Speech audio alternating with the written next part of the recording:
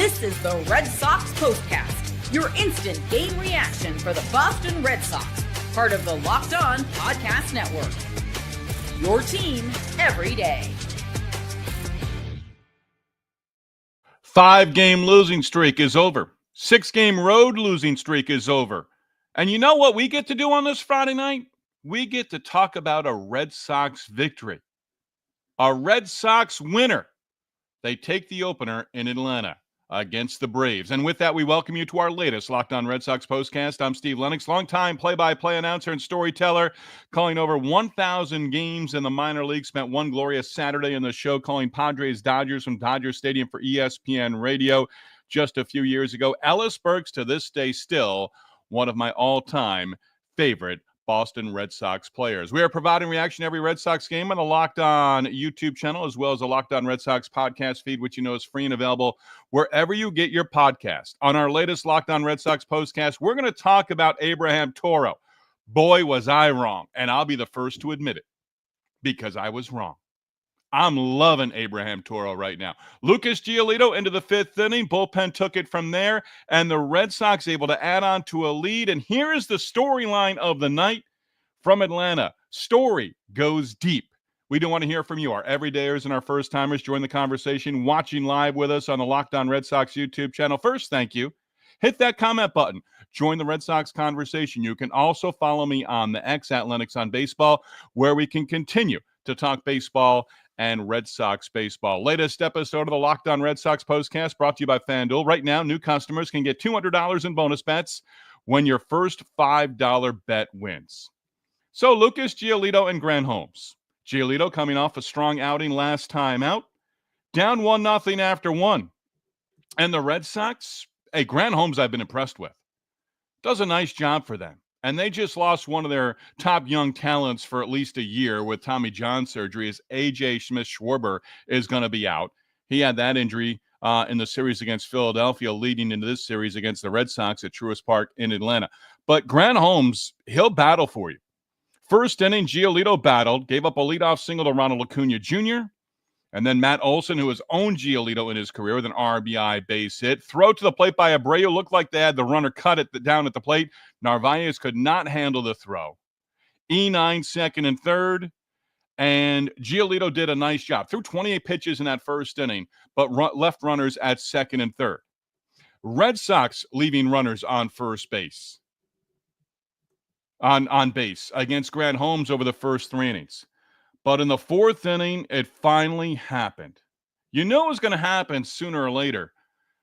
But it happened Friday night for Trevor Story, and you had to. I don't care how much you have been piling on Trevor Story. The numbers certainly indicate that you can pile on Trevor Story. You're wondering, has he lost it completely? Well, Trevor Story delivered a big blow in the 4th inning. He did strike out 3 times in the game. But boy, oh boy, hopefully a sign of things to come for the Red Sox shortstop. This is what you'll be talking about. Story hits the 2-run home run off of Grant Holmes, and the Red Sox take a 2-1 lead. They would not trail again in the game. 2-out, 2-run bomb. First pitch swinging at a slider. You could call it slider bat speed. 431 feet, 109 off the bat. Ball out of every current big league ballpark. And Trevor Story getting the job done. Again, a great big sigh of relief for Story for the Red Sox because they need his bat, plain and simple. They need every bat in the lineup. Now in the 5th inning, Albies a ground out, Ozuna pop up, Justin Wilson comes in for Matt Olson, strikes him out. Giolito 4 2/3 innings, 5 hits, 1 earned run, 2 walks, 3 Ks, 85 pitches. And then you hand it over to the bullpen. And the bullpen got the job done for the Red Sox. It really did. You want to hammer Trevor Story when he does something big like he did in the ball game on Friday night. You've got to also tip your cap to him as well. And the bullpen, before we get to Abraham Toro, getting the job done behind Giolito. Wilson, 6 pitches, got the out, got the strikeout to end the 5th inning. Whitlock, inning and 2/3, a couple of strikeouts, 1 hit. Bernardino, pitching again, because that's what he does. Got a big out after Whitlock. Then Weissert, a scoreless inning. And yes, you use Aroldis Chapman. Did you need to? No, you can make the argument you didn't need to bring Aroldis Chapman in.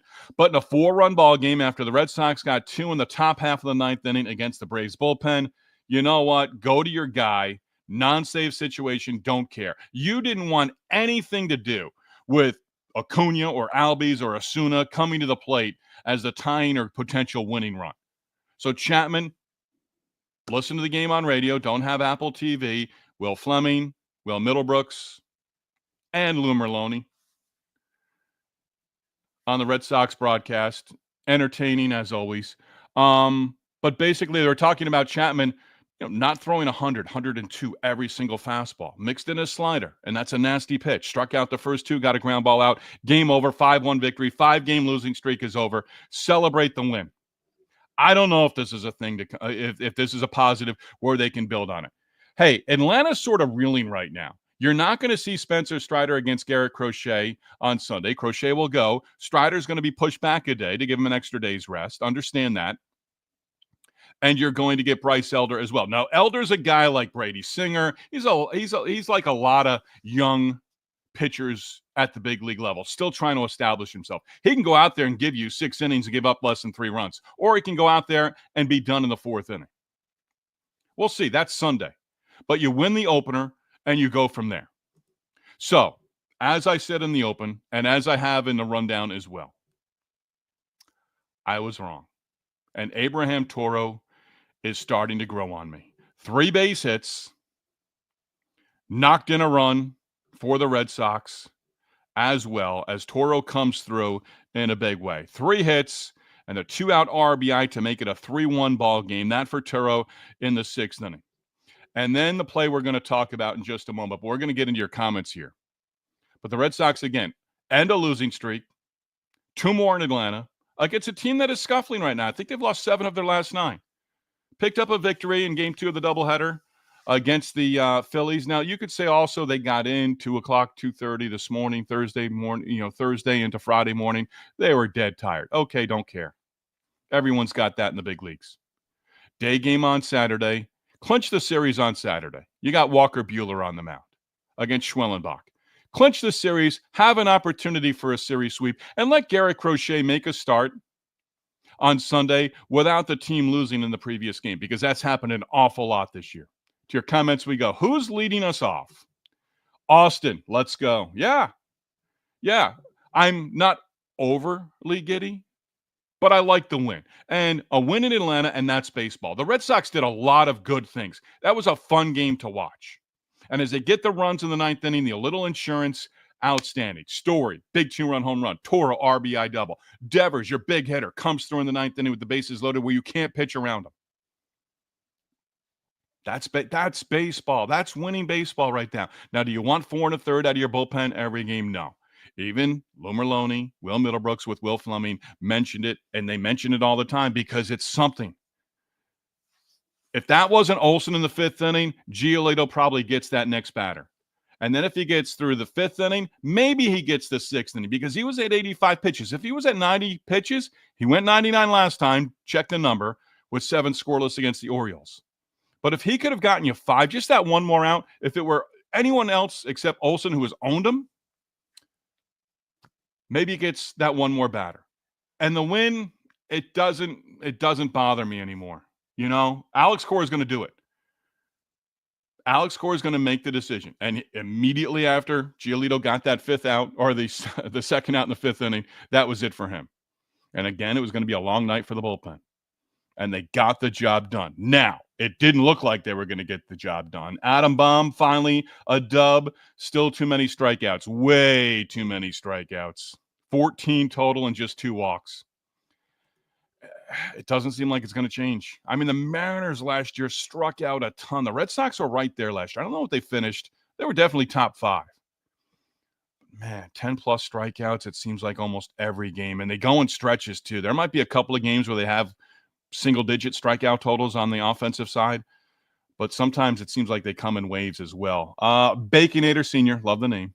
Great game Love the grab by Meyer at third. Also loved having David Ross in the broadcast booth. Now, I don't have Apple TV. Apparently, and they talked about it on the Red Sox WEI radio network. Jason Varitek was interviewed in game. I hope they put that up on social media. I'd like to take a look at it later tonight or maybe even on Saturday. Yeah, and Dave, Will Fleming, rather, Dave, his brother, mentioned several times during the broadcast of, there were some great camera angles as well for this one.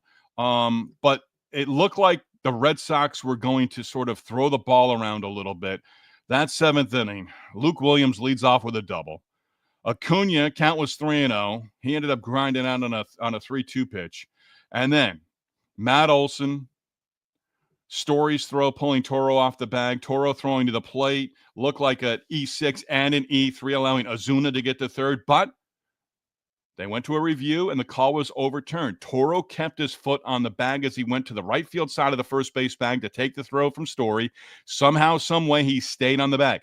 Now, just at the end, as I was getting ready to go on live with our Locked On Red Sox postcast, I heard Toro on the broadcast with Will Fleming, Lou Merlone, Will Middlebrooks, and they asked him, did you think you kept the bag? And he basically said, not really. But somehow, some way he did. And then Marcelo Meyer has the play as well. That was in the 8th inning. And still, that if Murphy reaches with a double, the tying runs at the plate. Instead, Marcelo Meyer makes a great catch. Quiet at the plate right now. But again, defensively, and hey, the out call's the out call. They're not in New York or New Jersey, wherever they're at now, with Major League Baseball and the replay reviews and all that stuff. They're not going to say, hey, the Red Sox have had some tough breaks. They played good tonight. We're going to give them a break. We're going to change this call. No, they ruled that Toro kept the bag. But just a break that the Red Sox got, because the Red Sox may have said, hey, we don't have enough. Let's not do it. But it's the 7th inning on. You could sort of take that risk too. Risk, reward, and rewarded as Toro. Call overturned. And then Meyer makes that great catch. That's the way to contribute. If you're going bad at the plate, that's the way to contribute. Do something else with your glove, wherever. And the Red Sox did it. Dan, live on the scene in Atlanta, feeling good. Props to Toro on a huge game and Meyer for the big defensive play. Dan, are you there all weekend? If you are, enjoy it. And hopefully it's 2 out of 3. I never call for a sweep after game 1. Soundhead 18. Toro coming through with a big game. How do you like them apples? I like them just fine. Thank you very much. I really do. And I put it in the rundown. I wanted Toro out and back to AAA within a couple of games. But again, he's learning that position as well. Austin, that play by Meyer was beautiful. Should put to him and Toro. Was a beaut. Should put to him and Toro. Yeah, both great plays. Adam Bomb, it's a cold day in hell. The Red Sox win. Come on. We're keeping positive so far. Toro coming through. Big game. Oh, read that one. Bob checking in. Raffy for Emperor. Hallelujah. I'm hoping this is where Story goes off from here on out. Sometimes he's had some bad luck hitting right to someone this year. Yeah, he's had a lot of atom balls. Danny, I believe. In parentheses, not. Hey, we're on the bandwagon already. But again, I'm not overly giddy here. It's one victory. This has to be a good 2-week stretch. I said it multiple times. Hey, they've gotten back to 500. They've gotten back to a game above 500. Right now, they're a couple games still under 500. But if they get to 500 and better in this series and the next series, if they can get there against the Angels, first of 3 against the Angels on Monday, and you go from there, and then you keep going. This could be the start, and we've said this before, and fool me once, shame on you. Fool me twice, shame on me. It's been multiple times beyond just 2. All right, so it's shame on us. The Red Sox have to show us something right now, and it's not about winning the opener in Atlanta on a Friday night. It's about a great 2-week stretch here that has the Yankees on it twice in the Bronx next weekend, and then a series in June in Fenway, at Fenway in June as well. So that's the start. And I've said this before. I started with the Locked On Podcast Network and the Locked On Red Sox postcast last June. We'll come up on the anniversary. It was a 6-game homestand. 3 against the Phillies, 3 against the Yankees. They took 2 out of 3 in both those series. I said, this is going to be a lot of fun. Disappointing ending, but maybe it starts to happen in June. Maybe it does. Some numbers tonight, more of your comments. Keep them positive and relish this one right now. They've been few and far between. So let's see if they can clinch the series on Saturday. And if they can go 2-0 in Atlanta, then with Crochet on Sunday, you would have an opportunity for a sweep. Am I getting ahead of myself? Yeah, right now I am. There's no doubt in my mind about that. Happy to have you on board. Glad you're with us. Locked On Red Sox postcast talking about a nice victory for the Red Sox in Atlanta in Game 1 of the 3-game weekend series against the Braves. We are presented by FanDuel. NBA playoffs in full swing. Still waiting for that Eastern Conference final to wrap up. But right now, NBA playoffs delivering highlight-worthy performances every night. They include major momentum shifts and can't-miss moments. Whether it's a game-winning shot or a breakout player, there's never been a better time to get in on the action. FanDuel makes it easy to stay in the game before tip-off live with player props, performance trends, and same-game parlays. Fans have more ways than ever to play smart and win big. Shai Gilgeous-Alexander, regular season MVP, Western Conference Finals MVP. Will he win the Finals MVP as OKC gets ready for either Indiana or New York? New to FanDuel? Well, hey, $5 bet, your first $5 bet, if it wins, and if it wins, you win big with $200 in bonus bets. Again, if you're new to FanDuel, perfect time to sign up. Head to FanDuel.com, place your first $5 bet. If it wins, you are going to get $200 in bonus bets. Make every moment more with FanDuel, official sports betting partner of the NBA. All right, so Giolito 4 2/3. It's still been a while. 12 straight starts where a Red Sox starter does not have a winning decision. Just one winning decision for Red Sox starters over the last 17 games. The strikeouts, way too many. And here's the number of the night for you. And I don't know if you were listening. I go back with Will Middlebrooks from when I worked in Bristol and did MLB Tonight pre and post for Major League Baseball on ESPN Radio. And Will would be a guest with us every once in a while. So I developed a little bit of a rapport with him. But I sent him the note. Here's the number of the night. The Red Sox are now 7-0 when Trevor Story hits a home run. Thank you, Baseball Reference. Pass that on to Will, and he used it in the 9th inning. And he mentioned my name as well. So I'm going to bed tonight. That's a feather in my cap. Feather in the cap of the Red Sox as they pick up the victory. And again, I mentioned earlier, Strider is not going to pitch in this series. They're going to move him back a day. And you've got Buehler, and then you've got Garrett Crochet on Sunday for the series finale. Not that it's going to be quiet, because social media will continue as to Alex Cora, pulling Giolito, all these different things. Could have done it better, all these different things. Hey, it is what it is. Want to get into one note I just thought of. Roster moves coming. And Nick Burdi back up from AAA. Liam Hendriks on the injured list with something in his hip, I believe it was. Inflammation in his hip. So Hendriks goes on the IL. Not sure how long that move is going to be for. But Nick Burdi gets another opportunity up in the big leagues for the second time this season. And is he going to pitch in high leverage situations? Weiser could have actually probably have gone too. They had Burdi up late in the game. Could have brought him in for the 9th inning. But again, you didn't want to toy around in that 9th inning. And I think it was the right move by Alex Cora. I think it was the right move pulling Giolito, even though he was 1 out away from qualifying for the victory. Push that to the side.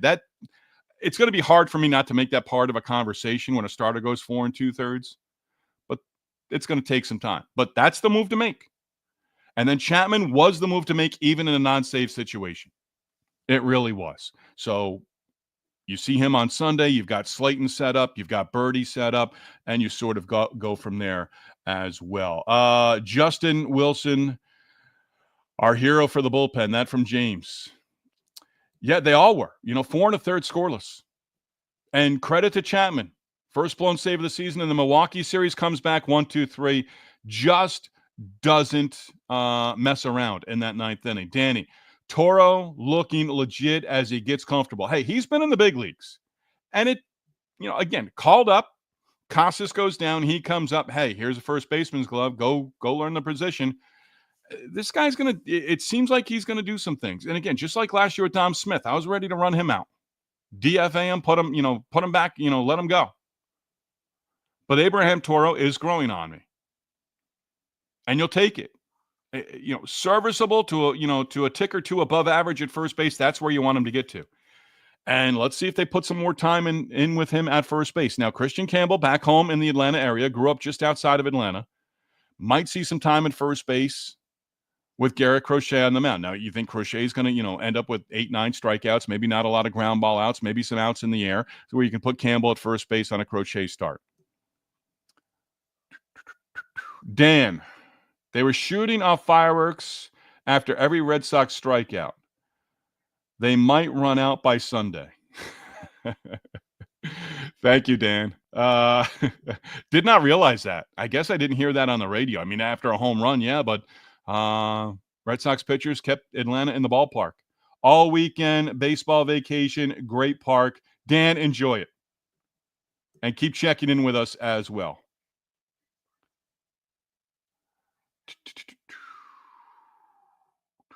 Austin.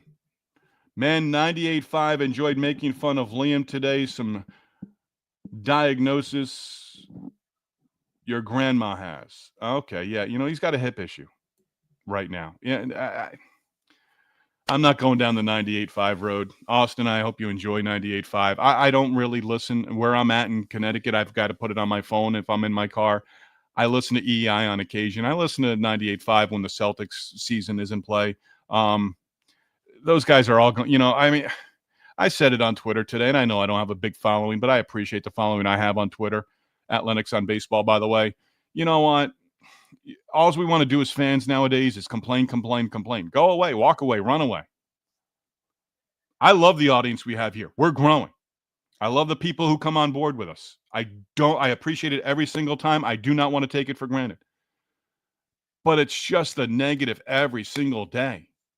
The players aren't listening to it. Alex Cora has a weekly segment on EEI.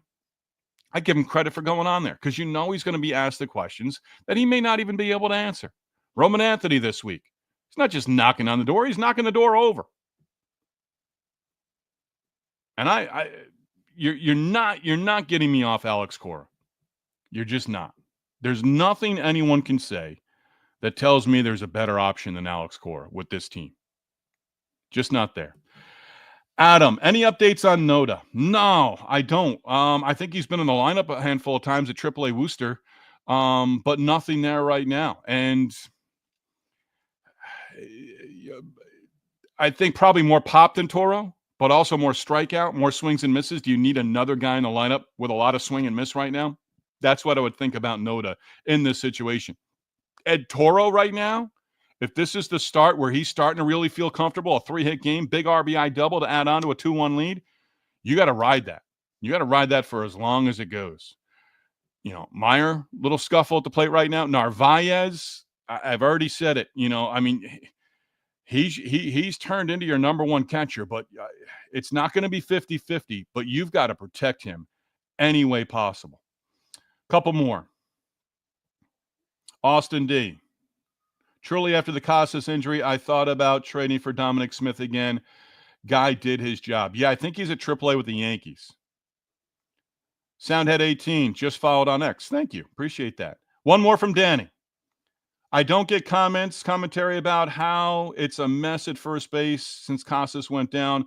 I feel it was a worse mess with him on the roster. Not glad he's hurt, but should have been benched.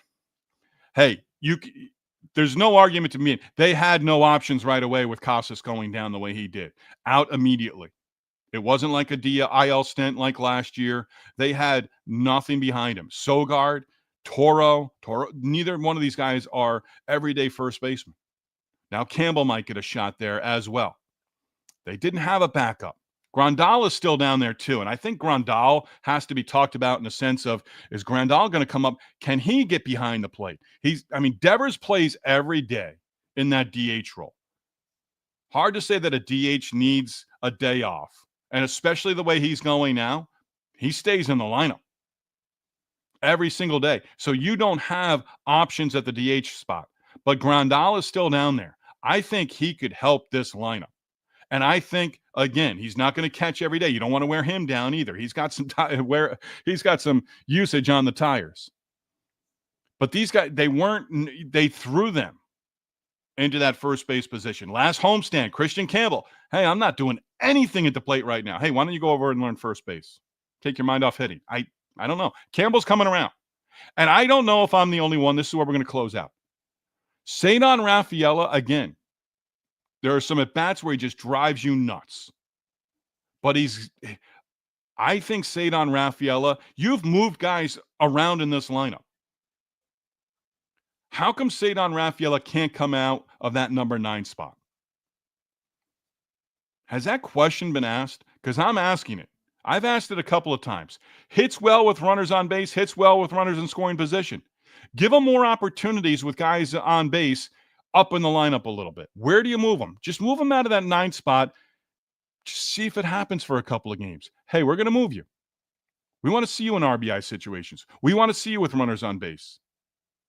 Now, it's not going to be Devers where he sees fastballs. People are still clamoring about Rafaela on why big league teams are throwing him fastballs early in counts. He's still seeing fastballs. They still spin it a little bit as well. What's next?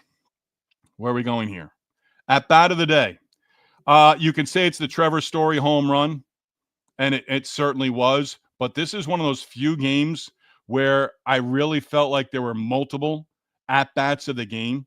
Story's home run came with 2 outs in the 4th inning to put the Red Sox up 2-1.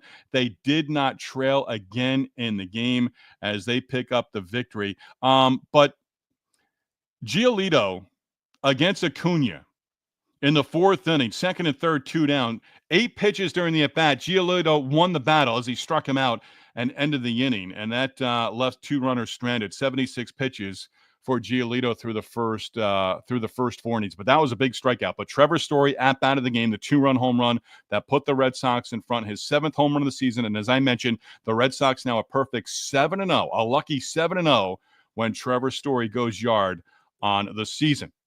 Back at it Saturday afternoon, I believe on Fox or FS1, but I think it's also on NESN as well with Dave O'Brien and Lou Merloni. Might go back and forth and get a national perspective, but I don't think it's going to be anything that we haven't glossed over at least 15, 20 different times over the cast of the last couple of weeks. Walker Buehler, looking forward to seeing him start. Spencer Schwellenbach, the pitching matchup for Game 2. As always, we are going to be on within minutes of the final out of the latest Red Sox game that comes Saturday in Atlanta at Truist Park. We tip our cap to you for being on board with us on this Friday night. Enjoy this one. Don't get overly excited, but enjoy it because the Red Sox played some good baseball on Friday night. Nearly threw it around, and it might have cost them, but instead, the review and the overturn of that call as Abraham Toro, 3 hits and a game-saving play at first base. Locked On Red Sox, number 1 place to hang out immediately after every game. Locked On Sports, your team, your Red Sox, every day.